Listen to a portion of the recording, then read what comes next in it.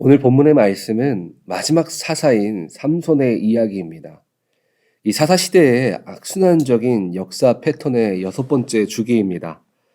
그런데 이 여섯 번째 주기에서의 한 가지 특징은 이스라엘의 회개 과정이 빠져 있다는 것입니다.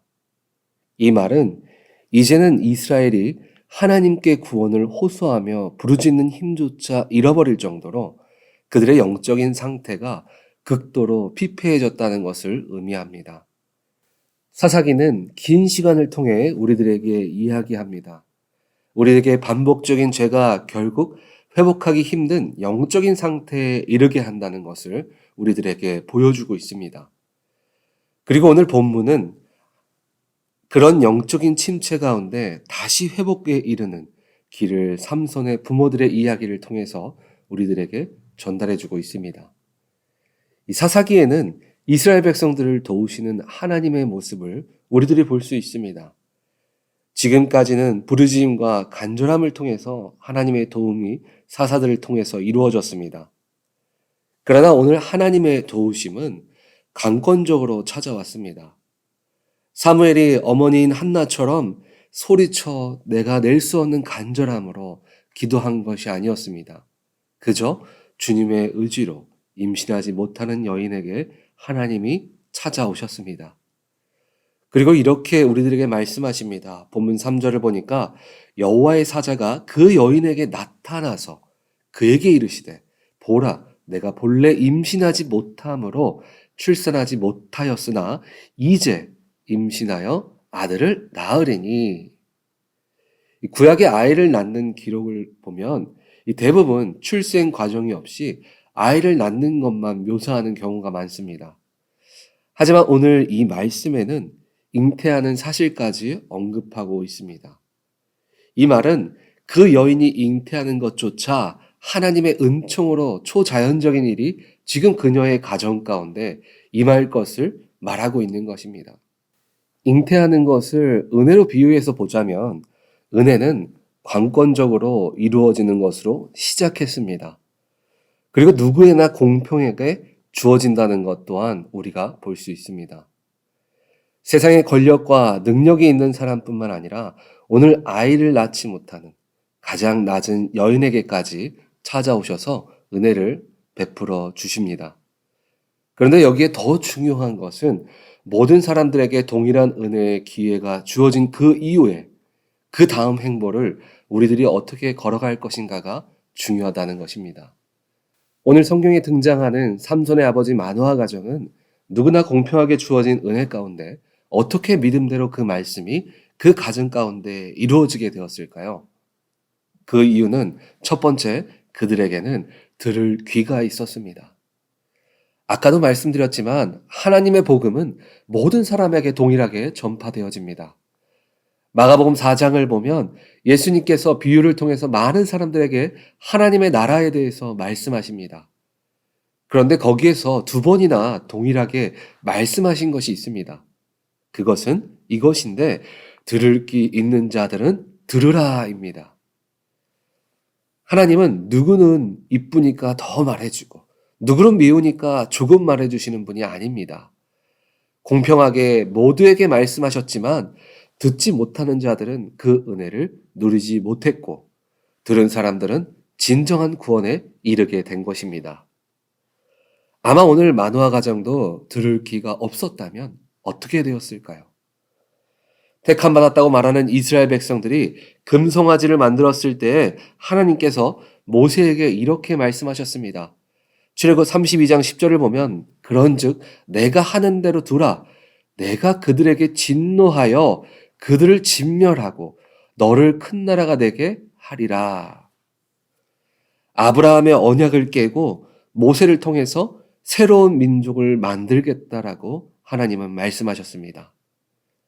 하나님은 아마 마노아의 가정이 듣지 못했다면 하나님의 일을 해줄 다른 사람을 찾았을 것입니다. 그러나 마노아와 그의 아내는 들을 귀가 있었음을 우리는 추측해 볼 수 있습니다. 그것을 우리가 어떻게 알 수 있었냐면 이 시편 107편 43절의 말씀을 보니까 이렇게 말합니다.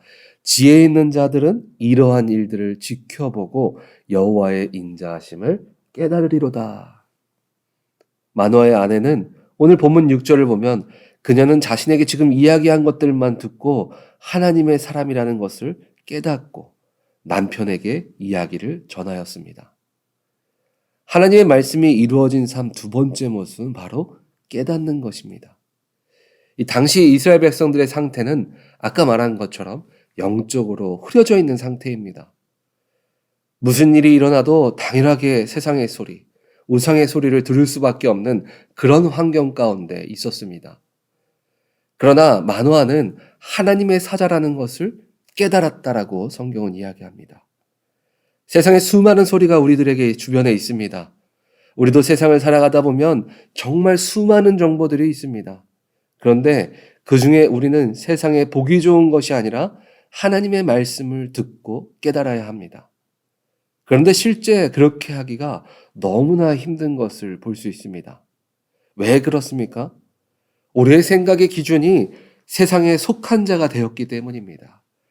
세상에 속해 있는 자의 특징은 들을 귀가 닫혀져 있다는 것입니다. 그리고 깨달음을 세상으로부터 받기 때문에 주님의 뜻을 깨닫기 힘들다는 것입니다. 우리는 믿는 자이지만 세상의 질서를 따르고 세상에 맞게 준비된 사람이라면 절대로 우리는 하나님을 깨달을 수가 없습니다. 제가 미국에 처음 와서 이제 미국 생활을 하기 위해서 여러 가지들을 준비했습니다. 그 중에서도 가장 기초적인 것을 몇 가지 했는데 그 중에서 가장 기초적으로 했던 것 중에 하나가 핸드폰을 구입하는 거였습니다. 미국에서 전화를 사용할 수 있게 어카운트를 오픈하고 또 다시 은행에서 내 돈을 잘 관리할 수 있도록 모아놓을 수 있도록 하는 은행 어카운트를 만드는 것이었습니다. 그리고 미국 생활의 필수라고 말하는 운전면허를 따는 것을 준비했습니다. 실기를 보기 전에 이 필기시험을 먼저 준비했습니다. 한국은 실기시험을 볼 때 기출문제 책자가 있습니다. 그래서 그 수많은 문제들을 보고 또 보고 해서 이 굉장히 많은 문제가 있는 그 문제집을 보고 시간을 투자해서 공부를 하고 시험을 보게 됩니다.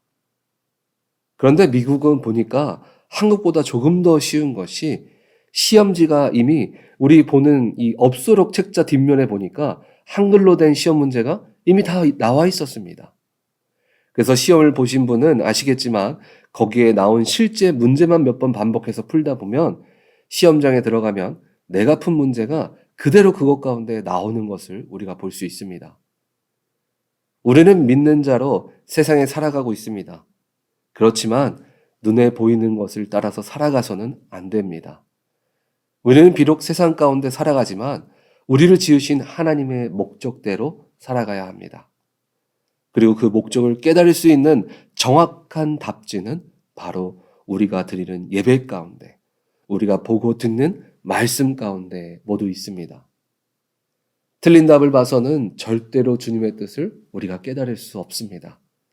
내가 어떤 환경 가운데 있을지라도 우리는 마노아의 가정처럼 주님의 말씀을 깨달을 수 있는 위치에 늘 있어야 합니다. 하나님의 말씀이 이루어지는 삶 마지막 모습은 듣고 깨달은 대로 구별된 삶을 살아가는 것입니다. 예수님께서 모든 사람에게 천국의 복음을 전하셨을 때 모든 사람이 다 구원받지는 못했습니다. 그 중에서 듣고 말씀대로 살아간 사람이 천국을 누리는 삶을 살았습니다. 저희가 TV를 보면 건강 정보가 굉장히 많이 나옵니다. 실제로 다이어트를 해도 내장 지방을 빼는 법, 또 뱃살을 빼는 법, 그런 수많은 방법들을 우리들에게 알려주지만 그 방법대로 운동하지 않는다면 아무런 소용이 없습니다. 예수님의 치유 사역과 오병이어 기적, 여러 가지 이적들을 통해서 수많은 무리들이 예수님을 따랐습니다. 그러나 거기에 모인 모든 사람이 구원받지는 못했습니다. 오직 믿음으로 세상과 구별되어 삶으로 살아가는 사람들만이 구원에 이르렀습니다. 오늘 말씀은 여호와의 목전에 악을 행하는 세상 가운데 이 마노아의 가정이 믿음으로 승리하며 살아갈 수 있었던 이유에 대해서 우리가 말씀을 통해 보았습니다. 그리고 현재를 살아가는 우리들 또한 그들처럼 듣고 깨닫고 구별됨을 통해서 완전하신 하나님의 계획 아래 허락하신 모든 은혜를 이 땅 가운데 차고 넘치게 누리시는 우리 오렌지 한인교회 성도님들 다 되어지시기를 주님의 이름으로 축원드립니다. 아멘.